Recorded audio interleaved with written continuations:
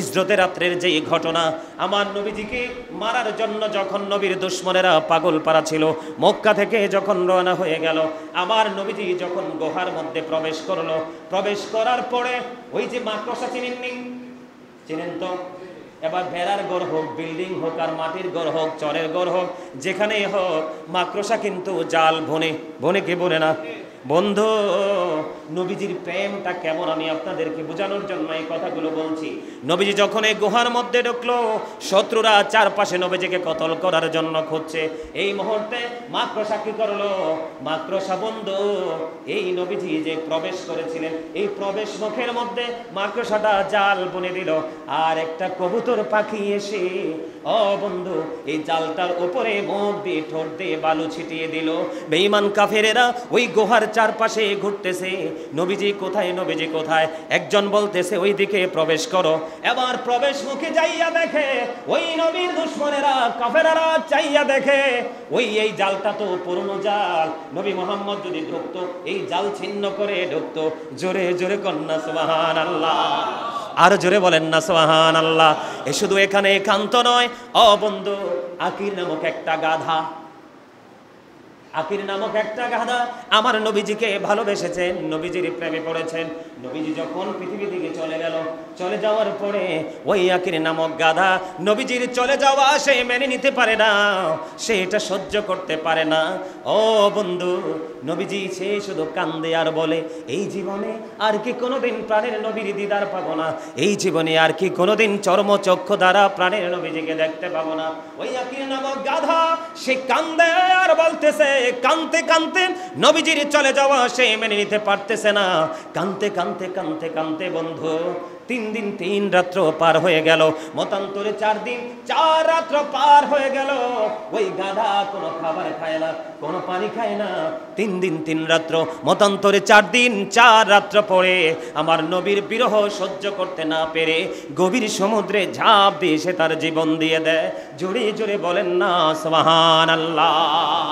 আজকে আমরা নবীর উম্মত, আমরা নবীকে ভালোবাসি, আমরা আহলে সুন্নাত ওয়াল জামাতের অন্তর্ভুক্ত নিজেকে দাবি করি, কিন্তু বন্ধু যেটা ফরজ ওয়াজিব এটার বাইরে আমলই করতে চাই না। আমাদেরকে মনে রাখতে হবে, আমি আপনাদেরকে বলে দেই, জিবরাইল আলাইহিস সালাম একটানা 30,000 বছর নফল ইবাদত করলো। আমার আল্লাহ একটা ডাক দিয়ে বললেন, জিবরাইল আমি তো তোমাকে নফল ইবাদতের অর্ডার করি নাই, আমি তো তোমাকে নফল ইবাদত করতে বলি নাই, তুমি কেন রে নফল ইবাদত করেছো? এবার জিবরিল একটা ডাক দিয়ে বললেন, আল্লাহ গো তুমি আমাকে 600 ডানা দিয়েছ, অনেক বেশি সম্মানের অধিকারী করেছ, এই জন্য আমি শুকরিয়া স্বরূপ আমি 30,000 বছর নফল ইবাদত করেছি আল্লাহ।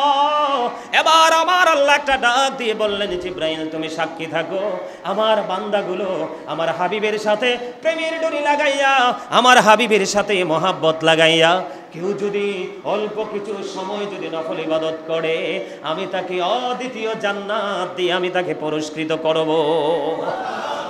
আর যদি আপনি ইচ্ছে করেন কোন ধরনের কোন ঝামেলা নাই, একটা ঠুনকো জোহাতে যদি আপনি সুন্নাত নামাজগুলো ছেড়ে দেন, নফল ইবাদতগুলো ছেড়ে দেন, যদি কখনো আপনাদের এলাকায় স্টেজে আলোচনা করার সুযোগ হয়, তখন আমি বিস্তারিত ব্যাখ্যা করব, এক্সপ্লেইন করব। এখন সম্ভব নয়, ঘন্টা বেজে গেছে, মাইক ছেড়ে দিতে হবে। বন্ধু আপনাকে আমি বলি, যদি অল্প কিছু সময় নফল ইবাদত করার কারণে আমার আল্লাহ কথা দিয়েছে আপনার জন্য অদ্বিতীয় প্রেমময় জায়গা জান্নাত বরাদ্দ করে রেখেছে। আর যদি আপনি ইচ্ছে করে যদি কোন সুন্নাত ইবাদত ছেড়ে দেন, সুন্নাত নামাজ ইবাদত যদি ছেড়ে দেন, আমার রাসূল বলে দিয়েছেন আমি কাল হাসরের দিন আমি তাকে আমার উম্মত বলে স্বীকার করব না। এই জান্নাতের বাগান সাক্ষী রেখে বললাম, আমার রাসূল যদি কাউকে উম্মত বলে স্বীকার না করে, আপনার জীবনে যত বড় আল্লাহওয়ালা আপনি হন না কেন, আপনি আল্লাহ পর্যন্ত পৌঁছানোর কোনো রাস্তা নাই।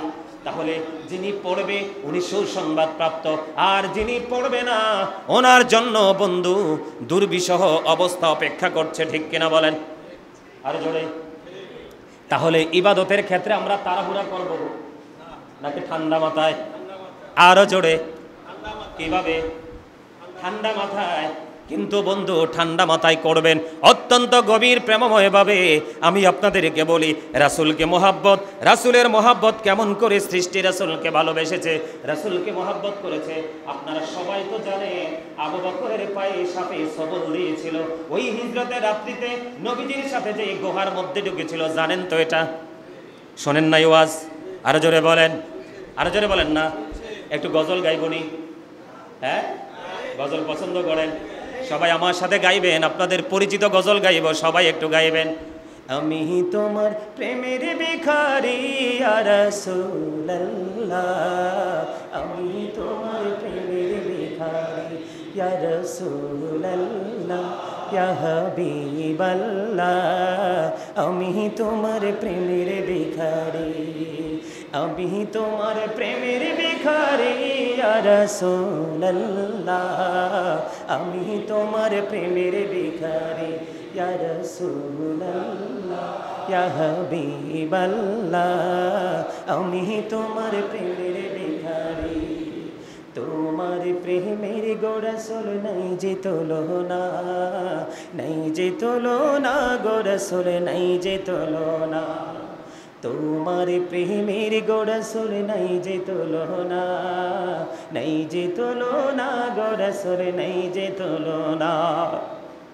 তোমার প্রেমে জিন্দা হইল উস্তনে হান্নানা ইয়া রাসূলুল্লাহ, আমি তোমার, সবাই, আমি তোমার প্রেমের ভিখারি ইয়া রাসূলুল্লাহ, আমি তোমার প্রেমের ভিখারি ইয়া রাসূলুল্লাহ, ইয়া হাবিবাল্লাহ, আমি তোমার প্রেমের ভিখারি। তোমার প্রেমেতে আমার কলিজায় আঙ্গার, কলিজায় আঙ্গার গো রাসূল, কলিজায় আঙ্গার। তোমার প্রেমেতে আমার কলিজায় আঙ্গার, কলিজায় আঙ্গার গো রাসূল, কলিজায় আঙ্গার। দেখা দিয়া শান্ত করো সাকিয়ে কৌসার ইয়া রাসূলুল্লাহ, আমি তোমার প্রেমের ভিখারি ইয়া রাসূলুল্লাহ, ইয়া হাবিবাল্লাহ, আমি তোমার প্রেমের ভিখারি, আমি তোমার প্রেমের ভিখারি ইয়া রাসূলুল্লাহ, আমি তোমার প্রেমের ভিখারি। মারহাবা। জুমার দিন তো বেশি বলা যায় না। সম্মানিত উপস্থিতি, আজকে আমার আরেকটা হাদিস মনে পড়েছে, বলবো? আমার নবীজি যখন মসজিদে নববীর মধ্যে মিম্বর হয়েছিল, মসজিদে নববীর মিম্বরে দাঁড়িয়ে আজকে আমি যেইভাবে নবীজির শান গেয়েছি, ঠিক তৎকালীন সময়ে আজ থেকে ১৫০০ বছর আগে হাসান ইবনে সাবিত রাদিয়াল্লাহু তাআলা আনহু এমনিভাবে আমার নবীজির শান গেয়েছিলেন। আর আমার রাসূল খুশি হয়ে বলেছিলেন, আল্লাহ হাসান ইবনে সাবিতকে রুহুল কুদ্দুসের মাধ্যমে সাহায্য করো। আওয়াজ তুলে বলেন না সুবহানাল্লাহ। বেশি বেশি করে নবীর প্রেমে শান গাইবেন, মনের ঘরে কোনো কলঙ্ক, কোনো হিংসা, কোনো বিদ্বেষ থাকবে না। সম্মানিত উপস্থিতি, ছোট্ট একটা আলোচনা করে আজকের আলোচনা সমাপ্ত করছি। বন্ধুরে আমার, আপনারা আমরা সবাই জানি হিজরতের রাত্রিতে আবু বকরের পায়ে সাপে সবল মেরেছিল, কিন্তু আমরা এটা জানি না আবু বকরকে কেন সাপটা সবল মেরেছিল। এইটুকু একটু জানার দরকার আছে না নাই? যেহেতু প্রেম নিয়ে আমরা আলোচনা করতেছি বন্ধু, নবীজিকে সঙ্গে নিয়ে যখন ওই গুহার মধ্যে ঢুকলো, ঢোকার পরে আমার আবু বকরের রানের উপর আমার নবীজির পবিত্র মাথা মোবারক রেখে একটু ঘুমিয়ে গেল। কিন্তু ঘুমিয়ে গেলেন তার আগে আবু বকর দেখতে পাইলেন এই গুহার ভিতরে চারপাশে ছোট ছোট গর্ত দেখা যায়। কি দেখা যায়? ছোট ছোট গর্ত দেখা যায়। তখন আবু বকরের গায়ের জামা ছিঁড়ে ছিঁড়ে ছিঁড়ে ছিঁড়ে একটা একটা একটা একটা করে সবগুলো গর্ত ফিল আপ করে দিল। এখানে আবু বকরের সাথে নবীর সাথে আবু বকরের প্রেম আছে না নাই? এই জন্যই তো আবু বকর ওমর আমার নবীজির জান্নাতে সাথী হয়ে গেছে। আবু বকর সবগুলো গর্ত বন্ধু ফিল আপ করে দিল রে, কিন্তু একটা গর্ত ফিল আপ করার মতো কোনো স্কোপ নাই। এই গর্তটা কি করবে? ওনার কাছে কোনো জিনিস নাই যে গর্তটাকে ফিল আপ করবে। এই গর্ত ফিল আপ করার কোনো উপকরণ ওনার কাছে নেই। এই মুহূর্তে আবু বকর কি করলেন? ওই গর্তটার দিকে পাটা লাগাইয়া ওই সেই গর্তের মুখটা বন্ধ করে দিল। গর্তের মুখটা বন্ধ করে দিতে দেরি ওই বিষাক্ত সাপ আবু বকরের পায়ে সবল মারতে দেরি করলো না। সুবল মারতে দেরি বন্ধু, এই দিক দিয়ে নবীজি কিন্তু ঘুমিয়ে আছে। ও বন্ধু, আবু বকরের পায়ে যখন সবল মারলো, আবু বকরের পুরো গায়ের মধ্যে বিষটা ছড়িয়ে ছিটিয়ে গেল। শরীরের চামড়ার পরিবর্তন, তার গঠনের পরিবর্তন চলে আসলো। জীবিত বিষের যন্ত্রণা সহ্য করতে পারে না, একটা ফোঁটা চোখের পানি নবীজির পবিত্র চেহারা মোবারকের উপরে পড়লো। আমার নবীজির ঘুম ভেঙে গেল।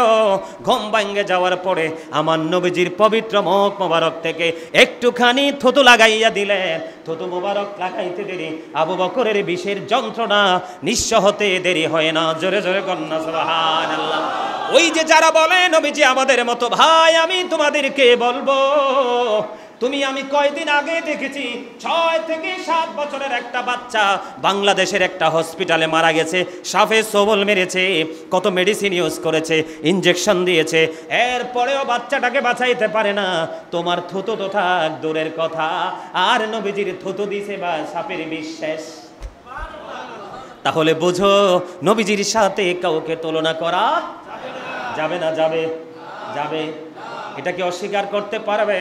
সবচেয়ে বড় মজার যে জায়গাটা, এখানে আসার কারণ আবু বকর। এবার আপনি প্রশ্ন করতে পারেন, সাপটা কি চিনে নাই যে আবু বকর ইসলামের প্রথম খলিফা এবং নবীজির প্রিয় সাহাবী, নবীজির সফর সঙ্গী, তার সুখ দুঃখের সাথী, এই মানুষটাকে কি চিনলো না? এই সাহাবীকে কি সাপটা চিনলো না? সাপটা চিনেছে। সাপের হৃদয়ে নবীর প্রেমের আগুন দাউ দাউ করে জ্বলছে। সাপের সবল মারার কারণ হলো, কিতাব খুলে দেখলাম বন্ধু, সাপের সবল মারার কারণ হলো, সাপটা যদি সবল না দিত আবু বকর পাটা এখান থেকে সরাইতো না।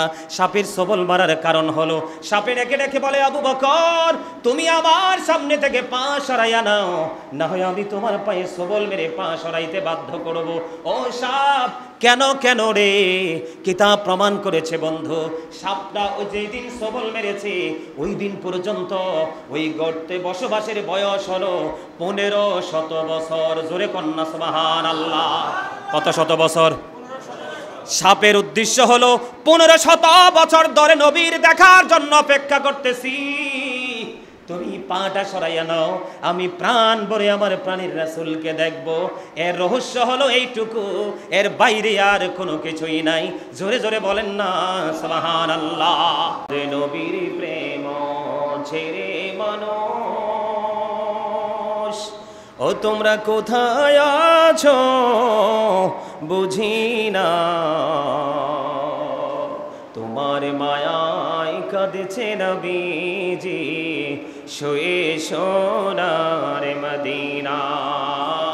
আল্লাহুম্মা সাল্লি আলা সাইয়্যিদিনা মাওলানা মুহাম্মদ ওয়া আলা আলি সাইয়্যিদিনা মাওলানা মুহাম্মদ। লা ইলাহা ইল্লাল্লাহ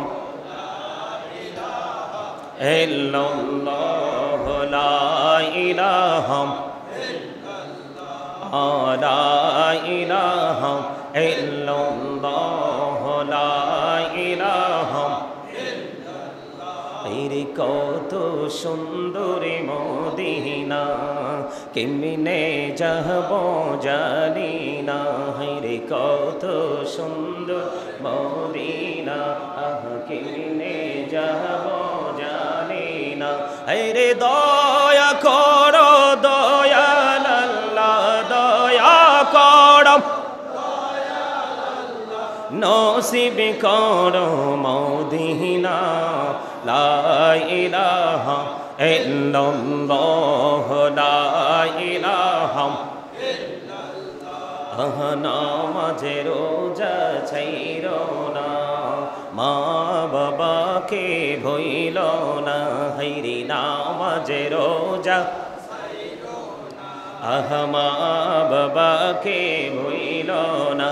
হেরে জান্নাতবাসী হইতে চাইলে, জান্নাতবাসী হইতে চাইলে প্রাণ ভরে করো সাধনা। লা ইলাহা ইল্লাল্লাহ, লা ইলাহা ইল্লাল্লাহ, লা ইলাহা ইল্লাল্লাহ, লা লা লা লা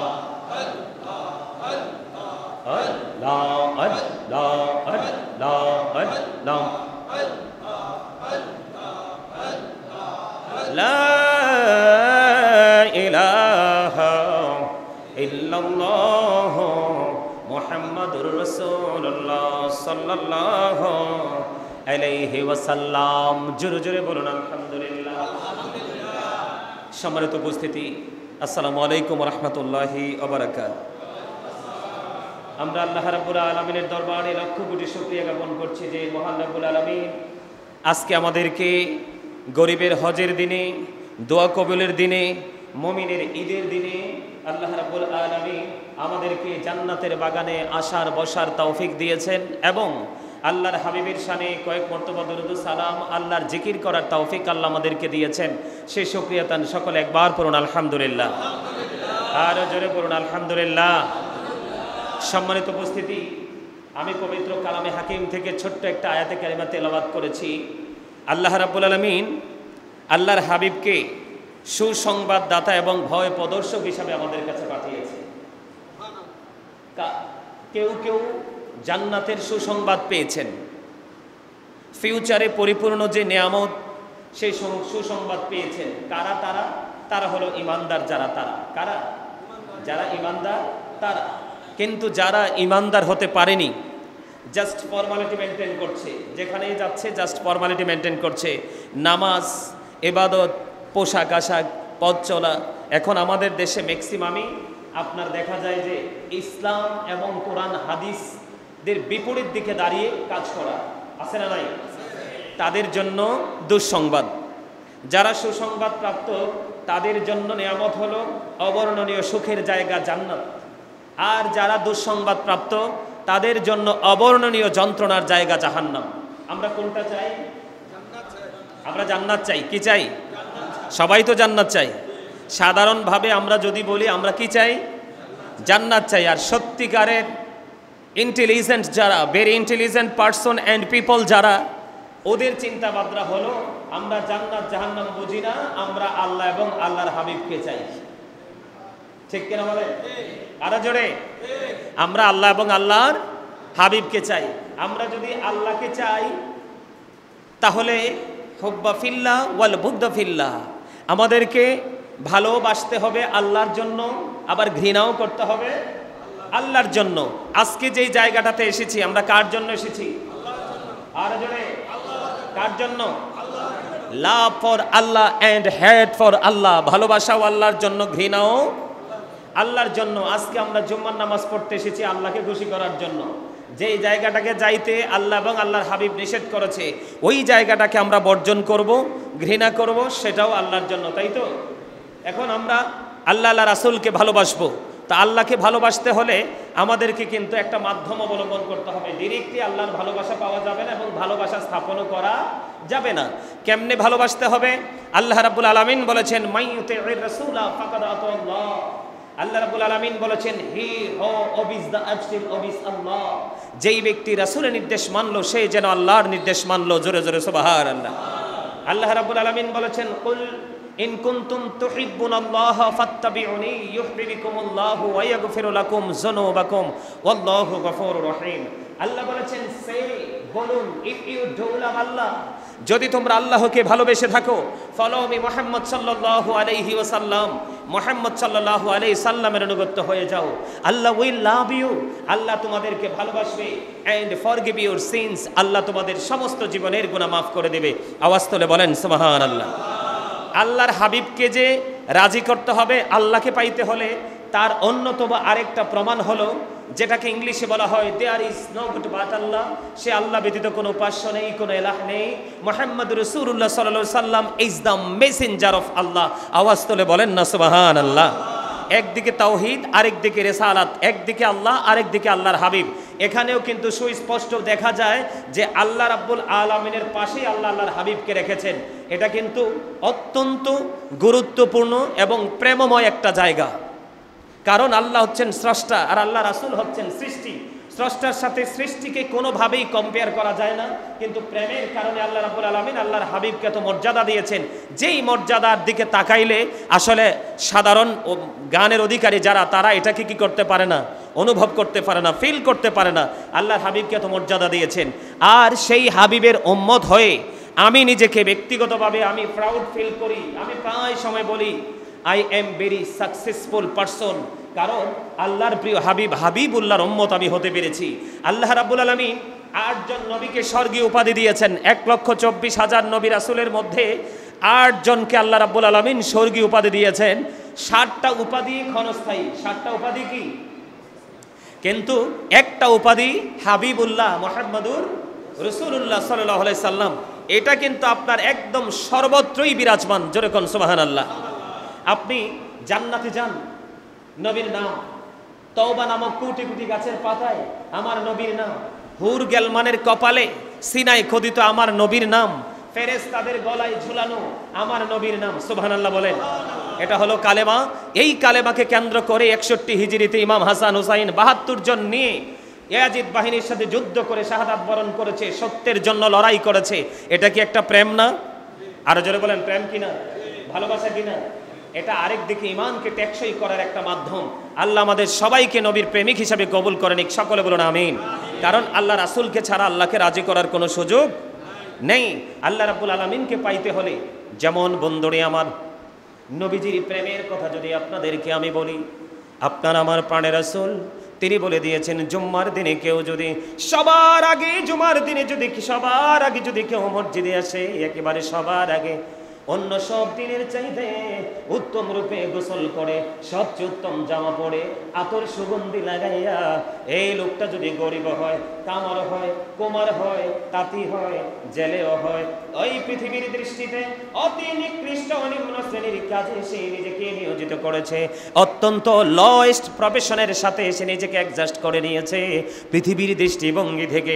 কিন্তু ওই ব্যক্তিটা মদিনাওয়ালার কথাকে সম্মান করেছে, মদিনাওয়ালার কথাকে মূল্যায়ন করেছে, করার পর ওই ব্যক্তিটা সবার আগে শুক্রবার দিনে জুমার নামাজ পড়তে এসেছে। জুমার নামাজ পড়তে যারা আসলো এবং সবার পরে যারা এই মসজিদ ত্যাগ করলো, শুধুমাত্র জুমার দিনের কথা আমি বলছি, হাদিস শরীফের মধ্যে এসেছে, আমার রাসূল বলেছে, ও আমার পাগল উম্মত, তোমরা সবাই জেনে রাখো, তুমি এসেছো জুমার দিন সবার আগে এবং বের হয়ে গেলা সবার পরে একটা মাত্র কারণে, সেটা আমি নবীর মহব্বতের কারণে। আমি নবী তোমাকে সাজেস্ট করেছি, পরামর্শ দিয়েছি, সেটা তুমি গ্রহণ করেছ। আমার আল্লাহ তোমার জন্য অবর্ণনীয় নিয়ামত বরাদ্দ দিয়ে দিয়েছে। ইয়া রাসূলুল্লাহ, ইয়া হাবিবাল্লাহ, নবী গো, ও প্রাণের নবী গো, এই যে নিয়ামত, এই নিয়ামতটা কি গো? আমার রাসূল বলেছেন, তুমি যখন মসজিদ থেকে সবার পরে যখন বের হয়ে যাবে, যার বাড়িটা যত দূরে সে তত বেশি বেনিফিটের অধিকারী হবে। ইয়া রাসূলুল্লাহ, কেমন করে সম্ভব? আমার নবীজি বলেছেন, তোমার বাড়ি যাইতে যতগুলো কদম লাগবে রে, প্রত্যেকটা কদমের বিনিময় আমার আল্লাহ 1 বছরের নফল ইবাদতের সওয়াব দিয়ে দিবে। জোরে জোরে বলুন না সুবহানাল্লাহ, আর জোরে বলুন না সুবহানাল্লাহ। ও বাবা ইব্রাহিম জামে মসজিদের মুসল্লিরা, আশেপাশের আমার ভাই, আমার বাবারা, আমি আপনাদের সবাইকে বিনীতভাবে অনুরোধ করব, আমার রাসূলের এই একটা হাদিস যদি আপনি মানতে পারেন, আপনার বাড়ি যাইতে যদি 100টা কদম লাগে, কয়টা কদম? 100টা কদম মানে 100টা কায়েক দিয়ে আপনি বাড়ি পৌঁছাইলেন। আমার রাসূলের হাদিস অনুযায়ী আপনার আমলনামায় 100 বছরের নফল ইবাদতের সওয়াব দেওয়া হবে। এর চেয়ে বড় নিয়ামত আর কি হতে পারে? ঠিক কিনা বলে? আমার কথা আপনারা বুঝতে পেরেছেন কিনা? তাহলে জুম্মার দিনে মদিনাওয়ালাকে ভালোবেসে আগে আসার দরকার না পরে আসার? এটা হলো যারা ঈমানদার, যারা মুমিন, যারা মুত্তাকি, তাদের জন্য পরিপূর্ণ নিয়ামত। আর যারা আপনি রাসূলকে মূল্যায়ন করবেন না, রাসূলের হাদিস আপনি মানবেন না, আপনি আপনার মতো করে পথ চলবেন, আপনার জন্য আরেকটা হাদিস রয়েছে। ওই যে আমি বলেছি আজকের আলোচনার ধরন হলো সুসংবাদপ্রাপ্ত এবং গজবের সংবাদপ্রাপ্ত, এই দুইটা পারসন জুমার দিনে, আজকের দিনে আমি আপনাদেরকে আইডেন্টিফাই করার মতো সেই প্রক্রিয়া করে দিচ্ছি। বন্ধু, আপনি সবার আগে আসলেন, সবার পরে গেলেন, অবর্ণনীয় নিয়ামতের অধিকারী আপনি হয়ে গেলেন। কিন্তু যিনি সবার পরে আসলো, জুমার নামাজে এই লোকটা এতটাই হতভাগা রে, এই লোকটা এতটাই হতভাগা, এই লোকটা ইমাম সাহেব জাস্ট আমি আপনাদেরকে বোঝাচ্ছি, আপনাদের খতিবকে। আমি এই খুতবাটা হাতে নিয়ে যখন আমি এই মিম্বরে বসার জন্য প্রস্তুতি নিয়ে নিলাম, ঠিক এমন সময় মুসল্লিগুলো ধুমরি খেয়ে পড়লো মসজিদে এসে। আমার নবীজি জানিয়ে দিয়েছে, তুমি জুমার নামাজ পড়তে এসেছো ঠিকই, নামাজ পড়েছো ঠিকই, সিজদা দিয়েছো ঠিকই, কিন্তু তুমি হতভাগা উম্মত। ইয়া রাসূলুল্লাহ, কেমন করে আমি হতভাগা উম্মত? আমার নবী বললেন, আমি তো দুইটা হাদিস বলে দিয়েছি তোমাদেরকে, জুমার দিনের জন্য সবার আগে তুমি গোসল করবা, অন্য সব দিনের চাইতে উত্তম রূপে গোসল করবা, ঘরের আলমিরার মধ্যে যেই দামি পাঞ্জাবিটা আছে উত্তম জামাটা পরবা, কারণ এটা মুমিনের জন্য বড় ঈদের দিন। জোরে জোরে বলুন না সুবহানাল্লাহ। আমার রাসূল আরো বলে দিয়েছেন, ওয়াল জুমআতু ইলাল জুমআ, হাদিসের ছোট্ট একটা অংশ বিশেষ আমার রাসূল বলে দিয়েছেন, একটি জুমা যদি তুমি সঠিকভাবে পালন করতে পারো, আর একটা জুমার পর যেমন গত জুমা আপনারা পড়েছেন, আজকের জুমায় যথাযথভাবে আপনাদের খতিব সাহেবের জবানের কথা মেনে এসেছেন। আমার নবী বলে দিয়েছে, একটি জুমা তুমি পড়েছো, পরের জুমায় আইসা পড়লা, মাঝখানে একটি সপ্তাহের গুনার কাফারা হয়ে গেল এই দুই দিকের দুইটা জুমার কারণে। জোরে জোরে বলেন না সুবহানাল্লাহ। আর যদি আপনি সবার পরে যদি মসজিদে আসেন, একেবারে সবার পরে যখন ইমাম সাহেব খুতবা দেওয়ার জন্য মিম্বরে দাঁড়িয়ে যাচ্ছে, প্রস্তুতি নিয়ে নিচ্ছে, এই সময়ে যখন আপনি মসজিদে ঢুকলেন, আপনি হতভাগা, একদিকে প্রথম কাতারে বসলে একটা উট কুরবানির সওয়াব, সুবহানাল্লাহ বলেন না, আর একদিকে সবার আগে এসে সবার পেরে বের হইলে প্রত্যেকটা কদমে 100 কদম, 1 বছরের নফল ইবাদতের সওয়াব। আর আপনি আসলেন অহমিকা করে, দাম্ভিকতার সাথে, না না না, গাজী সুলাইমানের আওয়াজ আমার পছন্দ হয় না, ওনাকে আমি পছন্দ করি না, আমি মসজিদে সবার পরে চলে গেলাম। আমার রাসূল বললেন, ও জুমার দিনের মুসল্লি, তুমি অত্যন্ত হতভাগা। তোমার আজকের এই বাবা ইব্রাহিম মসজিদের দুই পাশে আল্লাহর রহমতের ফেরেশতারা আজকে নোটবুক নিয়ে হাজির হয়ে গেছে। যিনি প্রথম এসেছেন ওনার অত্যন্ত খুশ নসিব, কারণ ওনার রোল নাম্বার আজকের তালিকা অনুযায়ী 1। জোরে কন্যা সুবহানাল্লাহ। যিনি 1 হয়ে তিনি চ্যাম্পিয়ন কিনা? আর যিনি সবার পরে আসলো, তখন ওই যে আজকের যে নোটবুক হাজিরা খাতা, এই হাজিরা খাতায় ওই মুসল্লির নামটা ওঠে নাই। বলে হুজুর কেন ওঠে নাই? আবার রাসূল জানিয়ে দিয়েছে, তো ইমাম সাহেব যখন খুতবা দেওয়ার জন্য মিম্বরে চলে আসলো, ঠিক তখনই ওই ফেরেশতারা তাদের নোটবুকটাকে বন্ধ করে ক্লোজ করে খতিব সাহেবের খুতবা শোনার জন্য দাঁড়িয়ে গেল। এরপরে যতগুলো মুসল্লি আসলো, আজকের জুমার দিনের মুসল্লিদের তালিকায় তার নাম ওঠে নাই। আওয়াজ তুলে বলেন না নাউযুবিল্লাহ। তাহলে আপনারা আইডেন্টিফাই করেন, দিন কিন্তু একটাই, সময় কিন্তু একটাই, শুধু মানসিকতার কারণে, চিন্তা করার কারণে একজন সর্বোৎকৃষ্ট আরেকজন সর্বনিকৃষ্ট। এইটা গেল একটা বিষয়। আর একটা বিষয় হলো, জুম্মার দিনটা শুধু জুমার দিন নয়, মুমিনের ঈদের দিন, আনন্দের দিন, খুশির দিন, একটা অবর্ণনীয় প্রেমময় একটা আলিঙ্গনের দিন। এটার পাশাপাশি আর একটা বড় নিয়ামত হলো, জুম্মার দিনটা হলো আপনাদের জন্য বিশেষ একটা ক্লাস। কথা বলেন না কেন? জুম্মার দিনটা আপনাদের জন্য বিশেষ একটা ক্লাস। এই ক্লাস থেকে আপনি শুরু থেকে শেষ পর্যন্ত যখন একটা বক্তব্য শুনবেন, এখান থেকে জীবন এবং জীবিকার জন্য, দুনিয়া এবং আখিরাতের জন্য আপনি একটা শিক্ষা নিতে পারেন। ঠিক কিনা বলে? যিনি পরে আসে উনি কিন্তু এটা পায় নাই। ঠিক কিনা? এই জন্য আমাদেরকে জুম্মার দিনটাকে অত্যন্ত গুরুত্ব দিতে হবে, আলোচনা মন দিয়ে শুনতে হবে।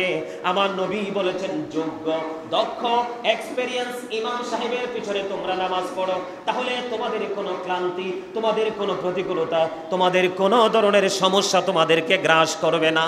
কারণ যোগ্য লোক যখন আসবে, তার মুসল্লিরাও দেখতে দেখতে যোগ্য হয়ে যাবে।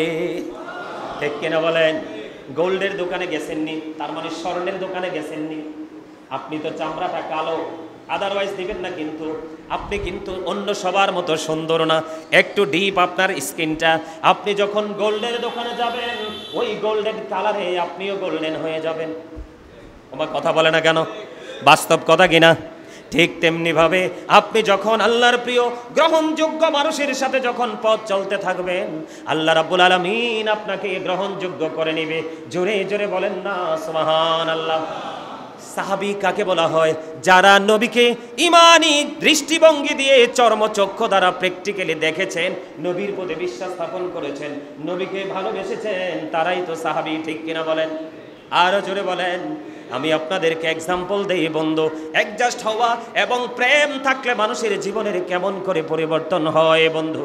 আমি আপনাদেরকে বলি, আমরা তো মানুষ, বিশেষ করে আমার এই মসজিদেও আমি দেখিয়েছি, আমি সালাম ফিরানোর পরে অনেকেই কিন্তু সুন্নত নামাজ ছেড়েই চলে যান।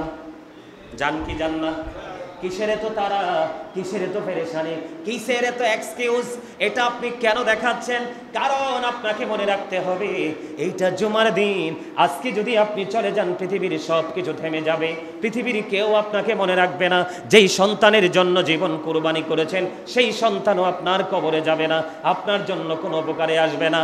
এটা আমার বানানো কথা নয়, কোরআন শরীফের 19 পারা সূরা শুআরার 88 নম্বর আয়াতে আমার আল্লাহ বলে দিয়েছেন, ইয়াউমা লা ইয়ানফাউ মালু ওয়ালা বানুন। কাল হাসরের দিন, ও হতভাগা বাবা যারা হয়েছো, মা যারা হয়েছো, এই আয়াতটুকু মনে করে যাও, হৃদয়ের মধ্যে, ব্রেইনের মধ্যে সেট আপ করে দাও।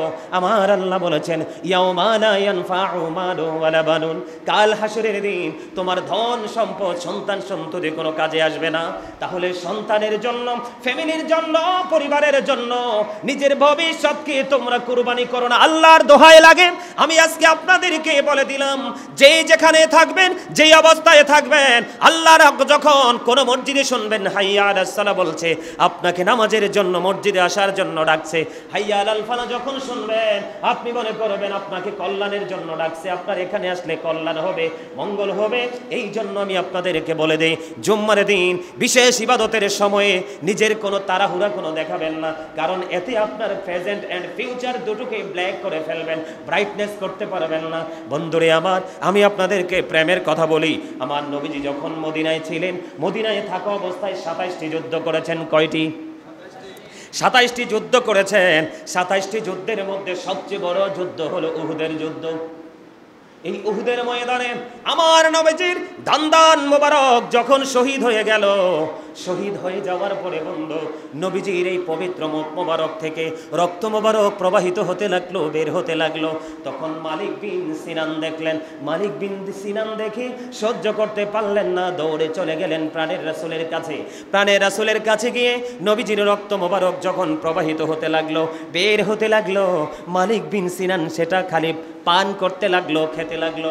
আমার নবীজি একটা ডাক দিয়ে বললেন, রে মালিক বিন সিনান, রক্তগুলো বক্ষণ করো না, রক্তগুলো জমিনে ফেলে দাও।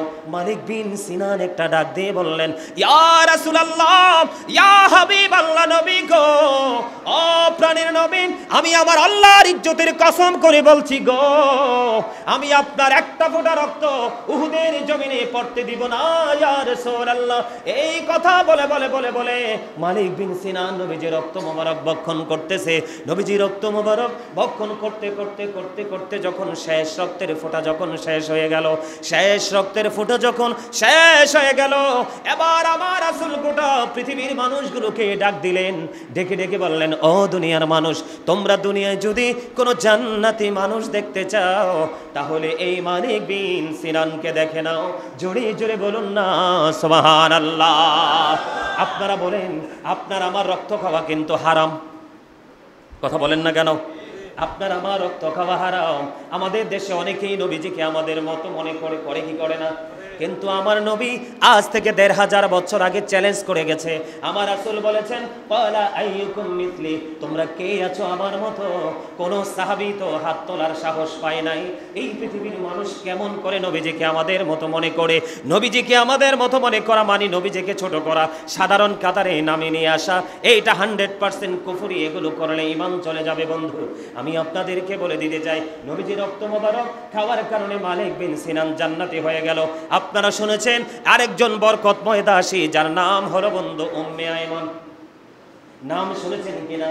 আমার নবীজির প্রস্রাব মোবারক খেয়ে ফেলেছে। সুবহানাল্লাহ বলেন না। আমার নবীজি বললেন, রে উম্মে আইমান, তুমি কি করেছো? প্রস্রাবটা খেয়ে ফেললা। ইয়া রাসূলুল্লাহ, আমার কাছে মনে হয় এই পৃথিবীতে এর চেয়ে বড় নিয়ামত আর কিছু নাই গো ইয়া রাসূলুল্লাহ, আমি এটা নিয়ামত মনে করে খেয়ে ফেলেছি। আমার রাসূল জানিয়ে দিলেন, তুমি প্রস্রাব খেয়েছো, আমি দুনিয়াতে তোমাকে জান্নাতের সুসংবাদ দিয়ে দিলাম। জোরে জোরে কন্যা সুবহানাল্লাহ।